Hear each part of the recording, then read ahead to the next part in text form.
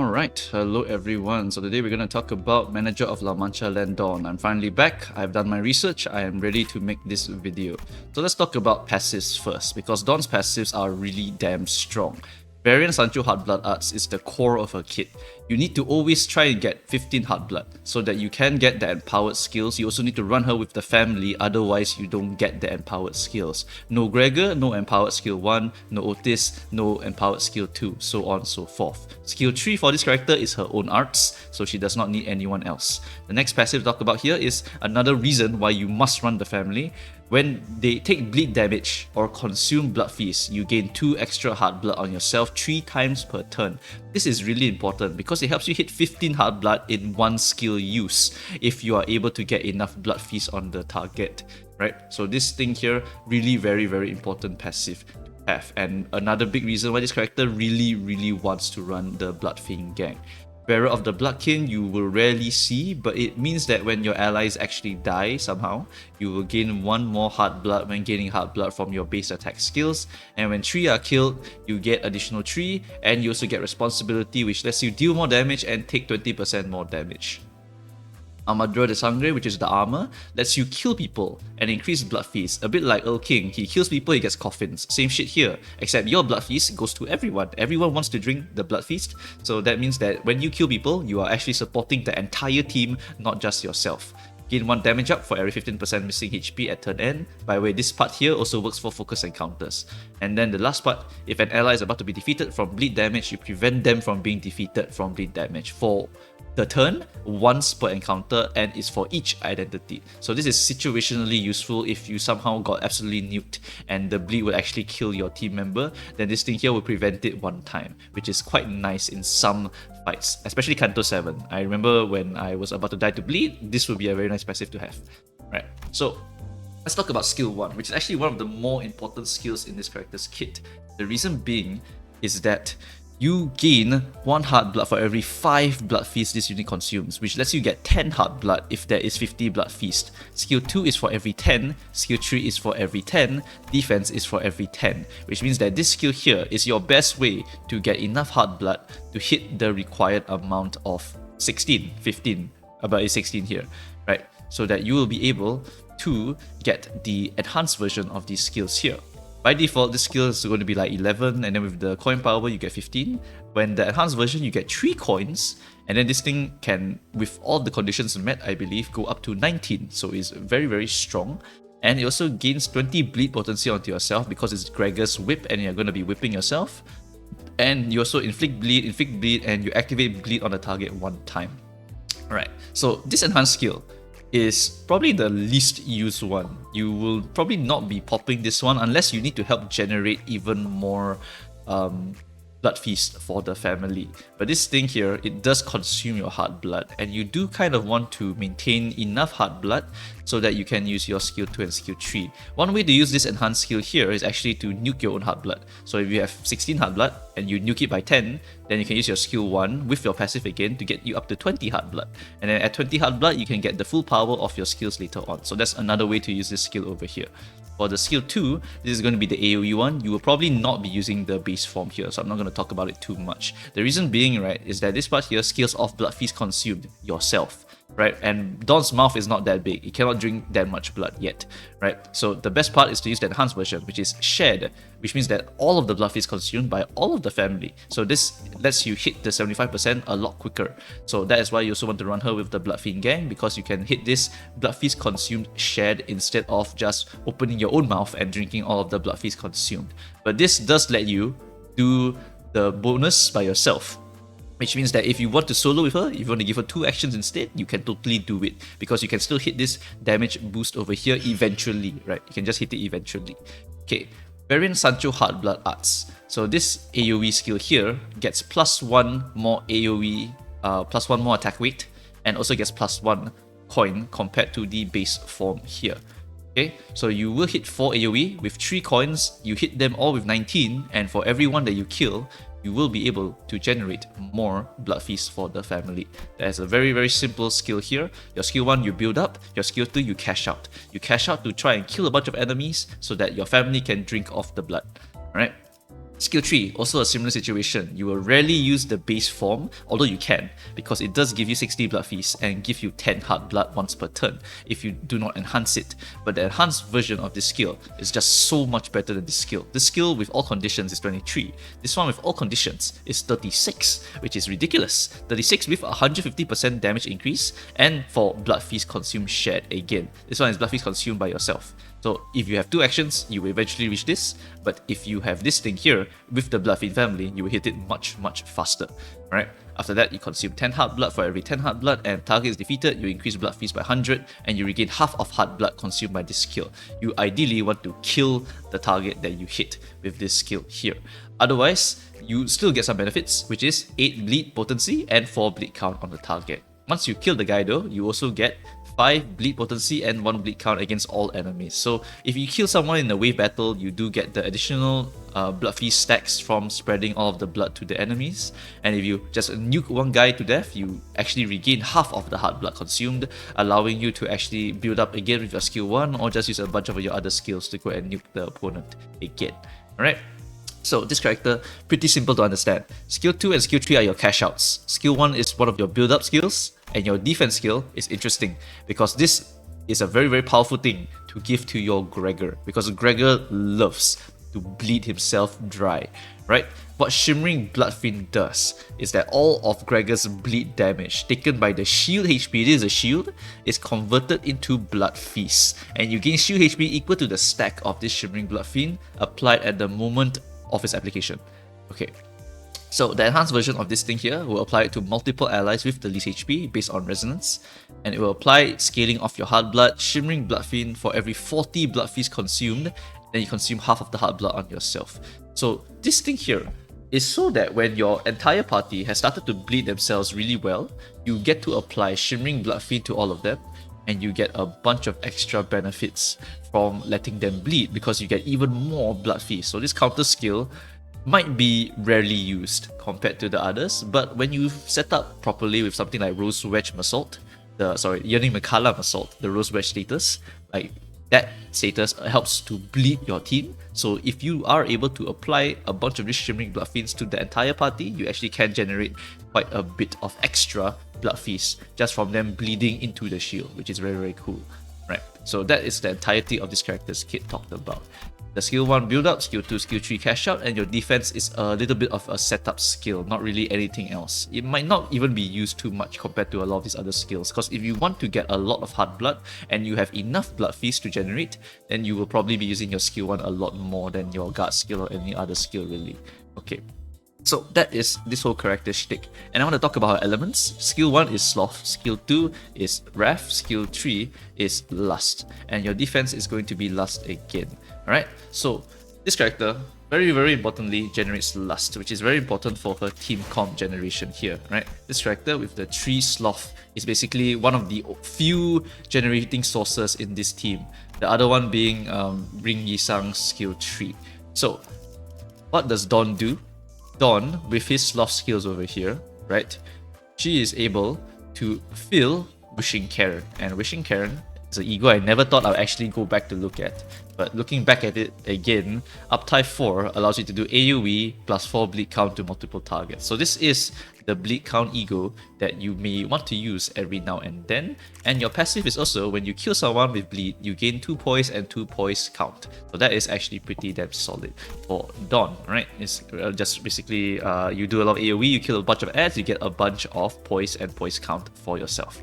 And then Yearning Mircalla is going to be really freaking strong because do I need to explain this ego? It legit just does more damage, especially when all of the blood feeds are together and you have all drank, right? This polydiscipline rose is not even that important, it's just extra damage output. The real damage, right, is this and then this and then this and then this. And it's 4 coins and it's attack weight of 7 once you uptie it, and it will absolutely wipe out everything that you're looking at if you have fed very well. This thing is ridiculously strong, alright? So, the other one to talk about is Telepole. If you do want to use Telepole, it will mainly be the corrosion effect here, which gives charge count to all allies. You want to uptype for it because it is after attack instead of after hit. Right, so this is going to be pretty decent because you will want to use this with your Rhino Meursault later on. I'll talk about him later, he's very important. Okay, next we have Rodion. Rodion has one of the most important egos for this team in the entire game, Sanguine Desire. If you ignore everything and just look at this one line, the main target for this skill does not lose bleed count for this turn, you will know how strong this is. Because bleed count against certain enemies who do multiple actions per turn, who have multiple coins per turn, those are the main big boys that really screw up your bleed count stacking. This ego says no to that kind of situation. If you fight, for example, Kim, right? Kim has like what, 6 attacks with each of them being 2 coin, 3 coin sometimes. Like that guy is going to shred through your bleed count like free. But then you have Sanguine Desire that says, no, you will not lose bleed count at all this turn, and then next turn, we will absolutely nuke you, right? This is a really powerful ego just for that one line, and the passive also lets you deal double bleed potency once per turn for your leftmost skill. It's just really damn good, right? Your Hex Nail also lets you do additional bleed potency application with the passive, as well as defense level down, and if you get hit by unbreakable coins or something like that, you also inflict 1 curse against the target, and since all of your allies are bleeding themselves, you actually are able to heal them because of this scaling based on negative effects on themselves. So yeah, this is overall just a very solid ego to use for a setup turn, and then this ego here is like core for just for like the whole bleed team really. Just not losing bleed count is such an incredibly strong ego to have, right? Unfortunately, that one is locked behind Walpurgis Knight, so if you don't have that ego, it's kind of ass, really. But I mean, you can definitely cope for now, and until the next Walpurgis Knight, then you can go and dispense that Sanguine Desire, right? Barber and Priest don't really have any egos to talk about, but they are very solid because Blood Fiends, synergy, right? Definitely want to run them for sure. Right, now let's go to Rhino Meursault. This character here is actually the most important one because of this one ego here, Yearning Mircalla. This ego requires brain power because this ego, how it works is that Rose Wedge here, right? You can apply 4 count of it, and once you get 10 potency, it becomes positive. It gains +1 bleed count when you trigger this effect here. When you use this ego, you actually pop all of your bleed on the target. At 4+ highest resonance, you activate bleed, and that will lose 1 bleed count, and based on your resonance here, 3 times max, you will lose bleed count 3 times max, right? So this ego actually can go negative, really negative, but if you plan it correctly, you can actually go positive. Because how Rose Wedge works is that the moment you hit the 10, that's when it becomes positive, which means that as long as it's like 8 or 9, and next turn you're ready to do a full-on attack, you actually hit 10 on that turn, and then boom, congratulations, you are now hitting +1 bleed count generation for the entire turn. One of the most obvious ways to use this is when the target is staggered, right? It's staggered, you get to apply bleed count for free, the enemy cannot lose bleed count that turn, and you will just be able to build up a bunch of stacks here with the Rose Wedge. Maybe get him to like 8 or 9 or 6, so just get it somewhere, right? Get a bunch of extra potency to bump up this Rose Wedge stacks. And then next turn, you are very close to hitting the cap, you're able to just nuke the guy, get a bunch of extra bleed count on the target, makes yourself even positive at some point. It is a really strong ego that requires quite a bit of brain power. I mean, besides that, this ego single target damage wise really very strong, right? And the additional line here, if you kill the target, you deal excess damage as fixed damage between all enemies. Like, this ego combined with this part here is just an absolute beast of an ego, and you absolutely want to run it with the Blood Fiend team because Rose Wedge, right? It makes it so that you inflict 1 bleed against your attacker and increases potency of the bleed that the target is getting. So this ego is just super good, and when the target dies also, you increase Blood Feast by potency times 10 and deal another lust damage nuke. So you got the lust damage nuke from the Tread Spin 4 here on the kill, and then you also got the lust damage nuke from the Rose Wedge on kill. So this ego is just absolutely disgusting, and you absolutely must run a Meursault no matter which one, just so you are able to get this ego in your party. If the best one right now, I believe, is going to be Rhino because of his extra bleed count application, which the Blood Fiend gang absolutely needs.